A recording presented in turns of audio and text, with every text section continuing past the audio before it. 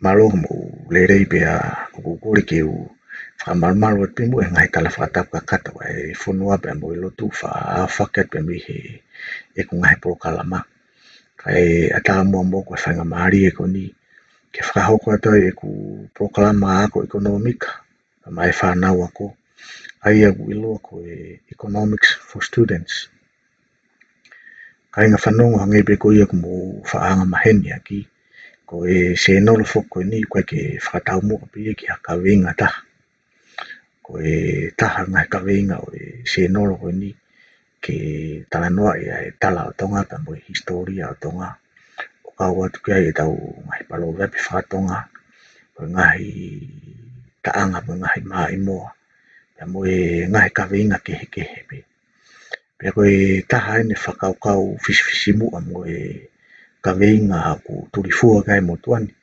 ke whakahokat mua a kelas ekonomika ma e tau whanau ako. Te ria nā tokon ke teki nau tō ke nau ako. Pea koe proklama ko nina e kamatai i e aha na e kamatai lockdown i tonga. Pea na e tukupā e be mutuan ke whakahoko e proklama ko ni ma e tau whanau ako. Lolo tonga e lockdown ko ni. Pea e hoko pehe ato ai pe e proklama ko ni. Whanau ako malo e tau mau ke haun. Ko e aho ataha ene o February i wafe ua. Pea ko tatar fia ki moto ki he e tau proklama ako ekonomika ki haun.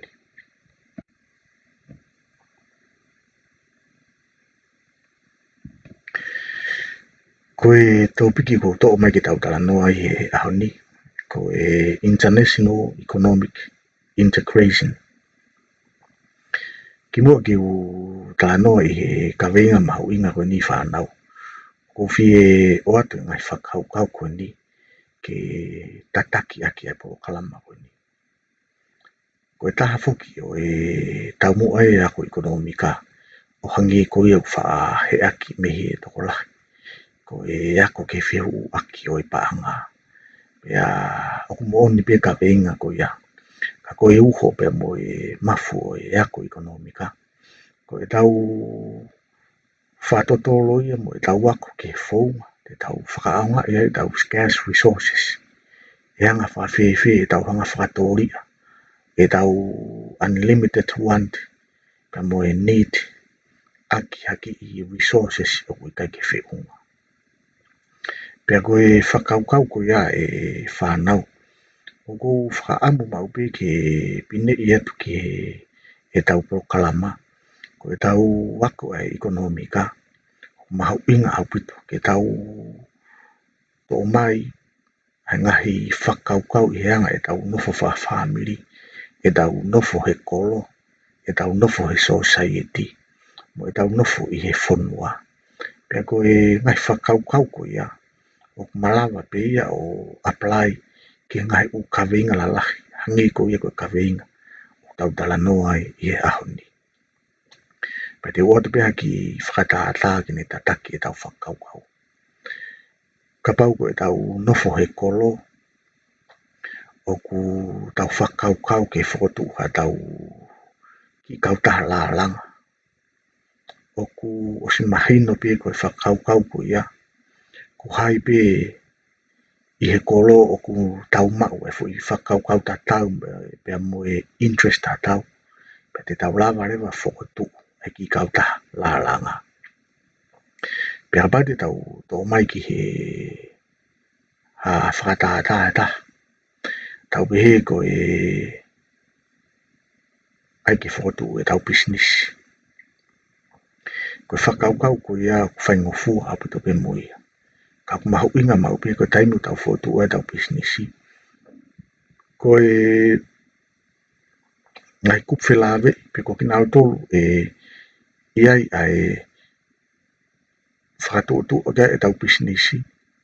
Ko kina tolu e te tau whenga au e aki. Pea ko taimu ko toa pe o tau whakwai ha kulupu. Pe ko ha kautaha.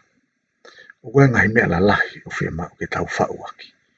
O laki ko ha kawinga o tau tui ta tau ai. Ko e ua ko e location whemau, ko ke nau tō te nau whau e kautaha ko ia, ko e nau location o ku nau whelalawe. Pea koe tolu, ko e whemau ai ngā au e whakataha, pea mo e taumua ki he interest pe taha ka kulupu ko ia. Pea koe whakaukau ko ia, o kune lava e ia o hulu i mai fui whakaukau lahi ko eni ki he international economic integration. Koe whakaukau ko eni international economic integration, koe whakaukau maari. He ku talanoa e whakaukau ko ni ki he whengā o ea ki whaka-ekonomika a ngahi whonua. Pea us mahino pe ko tau whengā o ea ki whaka-ekonomika ma ngahi whonua. O kuia e tau whengā o ea ki whaka-politikare, whengā o ea ki whaka-sosiare, whengā o ea ki whaka-militare. Ka koutui ko e whakaukau te whito he ni, ko e whengā o ea ki whaka-ekonomika. Pea koe taha o e te whakaukau e taimi tau talanoa ki economic integration, ko e trade, pe ko e whewhakatau aki. Neong o kulahi pe, pe mo ngahi kawenga ke heia, o whelawe, pe mo economic integration. Ko whakaukau koe o e global o world economy, o ku taki maia e he whakaukau koe ni. A global or world economy consists of all the countries in the world that produce goods and services and contribute to cross-world product or cross-domestic product. Ko whakaukau koe ni ai global pe ko world economy. Talanoa ia ki ngai whanua ko tō pe i he maamani ko ni. O ku nau whao, pe ku nau whakatupu, hakoloa, pe ko services. Aia ko e whakaukau te whito i he world economy. Ko e tau whao pe hakoloa whakatau mua, ke whakatau atu, ki tua pure anga, pe au tau osi whakaukau rewa tau tōru ia. Ko osi hai tau tōru ia e fui whakaukau, ko e world economy. Hangi pe koe na ku whamatala ne nai, ku kai fuke no fotaha pe world economy e ki whainga kawenga whaka-ekonomika. O ku lahi au pito pe mo ngahi kawenga whaka-politikare, ngahi kawenga whaka-sosiare, ngahi kawenga kehe pe. Ka koe te whito whakaukau ia o e resone ahoni, tau nofo pe i he whakaukau ki he whiwhakatau aki, pea mo e whawhetong koloa. Pea ko whakaukau ia ko ia ko si mahino au pito pe ia te tau tō. Ko tau nofo tau tō tai nimi i he maamani ko ni, o tau nofo tau tō ia i he world economy. O i kai ke tau tō e nofo taha pe tau tō, te tau whakawhalala pe ka te tau tō. Ka koe tau mo ui, mo e tau whengā o e aki, o pau ke tau whengā o e aki tau tō, pe ngahi whanua a tō pure anga. The global economy participate in the world trade result in a reduction in trade barriers. Koe world economy koe mea mau inga taha i he whakaukau koni ke world economy. Koe international trade. Koe whewhakatau aki whakawaha apure anga. Pea koe whewhakatau aki whakawaha apure anga. O kuia i rewa e ngahi lao, pea mo ngahi area pau, pea mo ngahi tukupā, ko pau ke tau loto taha ki ai. Pea mo ngahi whanua koe o tau whelotoi ke tau whai, ki te tau whakahoko, a whewhakatau aki. Koe poine taha o ku o whakaamu ke o atu i he slaiti ko ni. Koe whewhakatau aki po world economy. Koe whakaukau o e whewhakatau aki. O ku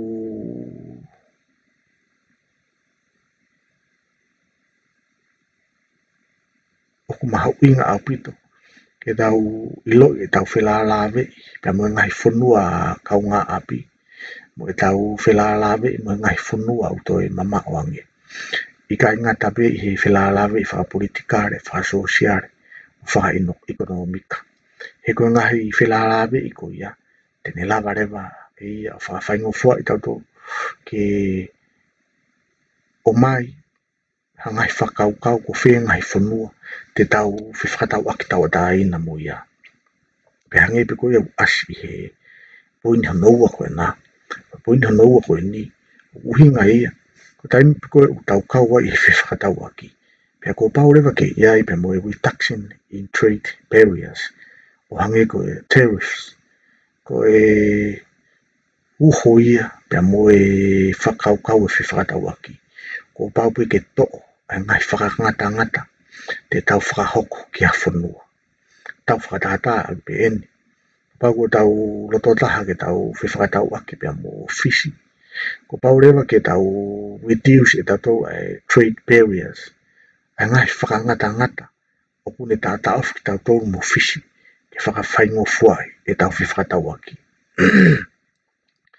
Pea koe whakaukau ko ia, e toi mahino nge ia i e tau whai whanonga atu i he polokalama. Pea mo tō piki ko ni. Ko taha fo ke whakaukau ia o e world economy. Nengo ku whakawhaingo fua e whewhakatau aki. Pea whakawhaingo fua i e tau mao e ngahi koloa. Pea mo e ngahi service koe ki tau lava o whakatupu mi he tau ngahi whanua. Ka toi hanga e he global pe ko world economy. O fanau I mai mga hipaloparema o hangi koe na asiatu e poini hano tolu. Global economy led to global pandemic such as COVID-19. O koe ke ngatabe I he tau mau e ngahi ola meri, mo ngahi ola lelei pe me whakatau aki. Ka I he taimi tatau pe, o ku toi omai I he whakatau aki, pe ko e tau wā whakatau aki pe motua pure anga, a ngahi ola tamaki, pe ko e ngahi paloparema, te tau whianga hangai muia. Pe ko e paloparema ko ia, ko e example lelei taha, ko e COVID-19, ai au tau rotonga to whangai he ahoni. Ko ngahi nunu a COVID ia, ko e global pe ko world economy.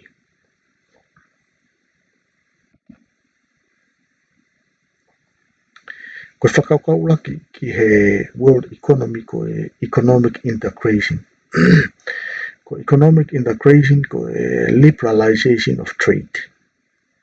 Whewhakatau aki tau ataina. Liberalization of trade.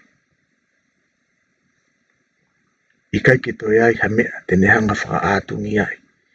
Ai hū mai koloa me tua pureanga. I kai ke toi ai ha mea tene hanga whakaatungi ai. Ai tau hū atu e tau koloa ki tua pureanga. Ai e koe whakaukau ia o economic integration. Koe tau whewhakatau aki, tau ataina. I kai ke toi ai ha peria kene tau taofi ki tau tōru. Hange koe ni, tau whima upetatu ke uta te tau whuitalo ki Amerika. O Malawa pe. Whima upe Amerika ia ke uta mai e nau kapapuru ki tonga, Malawa pe. Ko ngai whakaukau ko ia, whakawhaingo fua ia e liberalization of trade. Pea koe taimi koe o ku hoko ai a e trade, pe koe alu ke toe whaingo fuang e tau whewhakatau aki pea motoa pureanga. Pea o ku hoko rewa pe mo e ngahi mea koe ni hange ko ia o asi he poini hana ua koe. Liberalization of trade, this lead to formation of free trade area such as ko whewhakatau aki tau ataina o ku facilitate ki nau tolu, pe o ku whakahoko ki nau tolu, pe o ku ne taki e ia ki tau tolu, pe ku ne taki e ia mamani ke nau whokotu e ngahi mea kona. Ua ki ko e European Union, pe ko ia ilo ko e EU.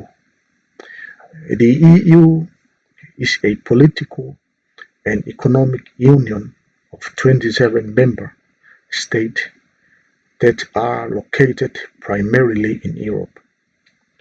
EU policies aim to ensure the free movement of people, goods, services, and capital within the internal market. Ko EU, ko e fo'isino ia, pe ko e union ia a Europe. Ko whau aki e ngahi whanua me mipa e ua fitu. Ke whakawhaingo fuai. Ai movement e kakai, ai movement e goods and services, movement e capital, pe moe hāfua. Ai koe kautaha koe ni koe kautaha whakamamani lahi eni. Oku whau e ngai whanua me mipa a Europe. Pe a whakahoko me ngahi area pau, ke whakawhaingo fuai, ai whiwholau aki, whawhaingo fuai, ai whetawhi ake kolo awe mo e services. Kai ke ngata ai, ka toi whawhaingo fuai foki, pe mo e whetawhi ake. E ngahi u capital good, ngahi u mea kotoa ko ia. Ko e whakaukau koe international ai European Union, ko whakaukau maari e. E koe ngahi whanua kotoa pe, ko nau saini he area pau ko ni. Ko pau ke nau talango fua na to, ke ngahi mea kotoa, ko osi tōtu ni e area pau ko ni. Pe hangi pe ko ia na ku osi talanoa ki ai. Ko e te whakau whakaukau e economic integration, ko e whakawhaingo fuai, ai whakatau aki i ngahi whanua kotoa pe. Pe koe taha eni o e ngahi kupu, pe koe ngahi sino, ko whotu i mahamani, ke ne hango teke a whakaukau ko ia. Pe koe sino ko ni, ko ilo e ko European Union.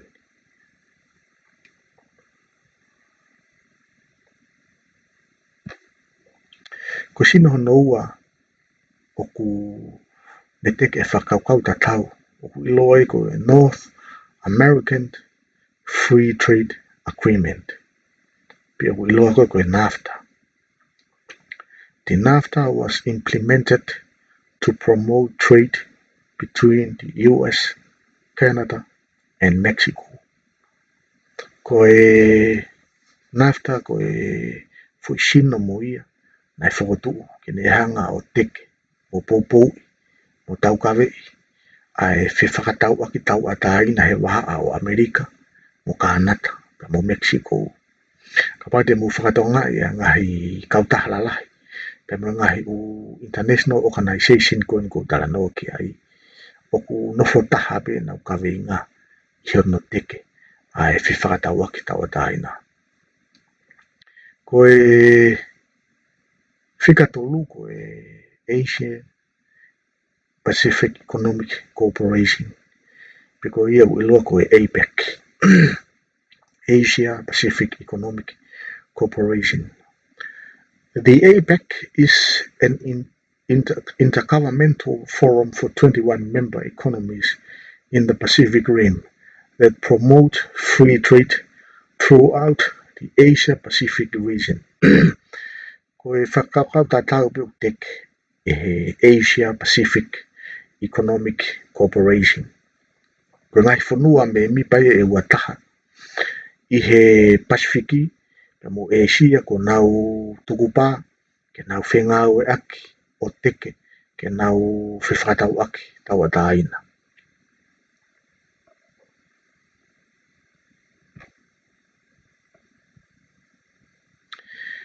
Ko e International Organization whamui ko e Association of Southeast Asia, Association of Southeast Asian Nations. Pe ko ia ilo ko e Asian. Ko e Asian ko e is a political and economic union of 10 member states in Southeast Asia, which promotes intergovernmental cooperation and facilitate economic, political, security, military, educational, and social-cultural integration between its members and other countries in Asia. Whakakaukau tātou pe o mai e ASEAN. Neo hange ko ia na o si whakahātu i he kamata o ku lahi e ngahi whilalawi whakapolitikare whakasosiare. Ko e te whito o i whakaukau i polokalama o ni nofo pe i he free trade pe ko whakatau aki.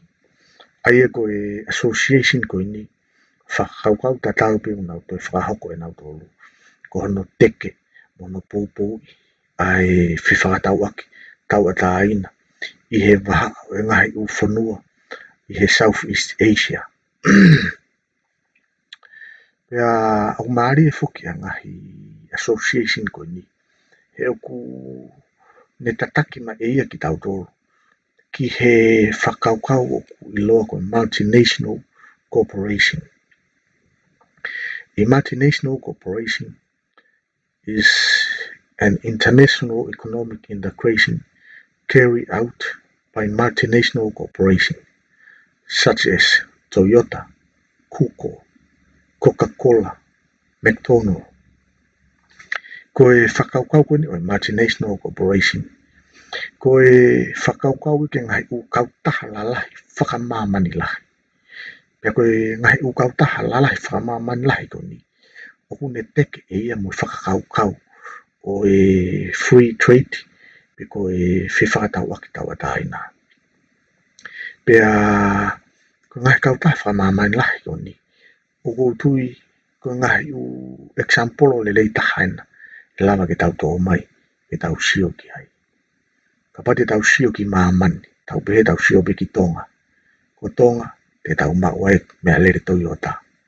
Pa te tau au ki Fiji, te tau mawai mea lere Toyota. Pa te tau au ki Nusila, mawai mea lere Toyota.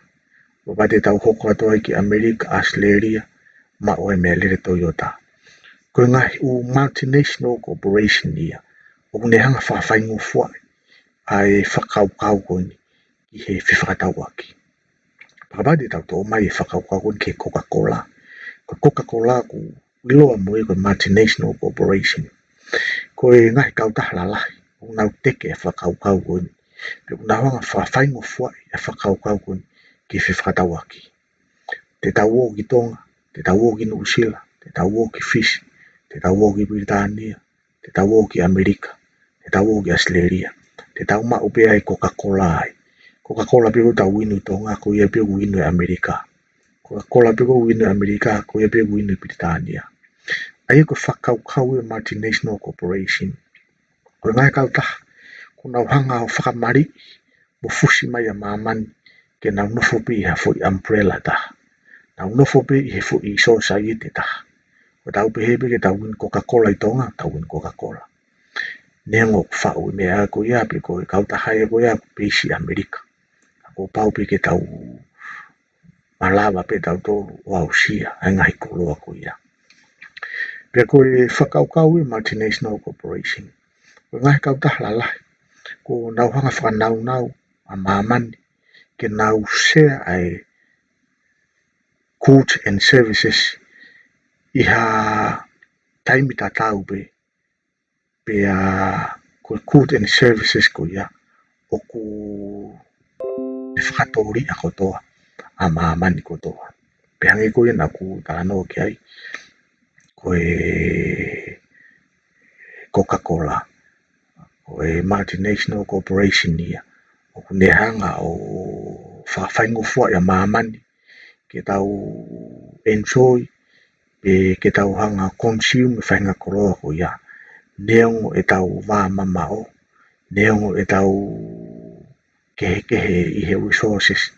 Ka kuhanga ngahi multinational corporation o whakataha i mai mo fusi mamani ki he fwoi umbrella beta ke tau enjoy a ngahi koloa pe mo ngahi services o ku malawa ke whakahoko i ngahi whanua lalahi katoa pe.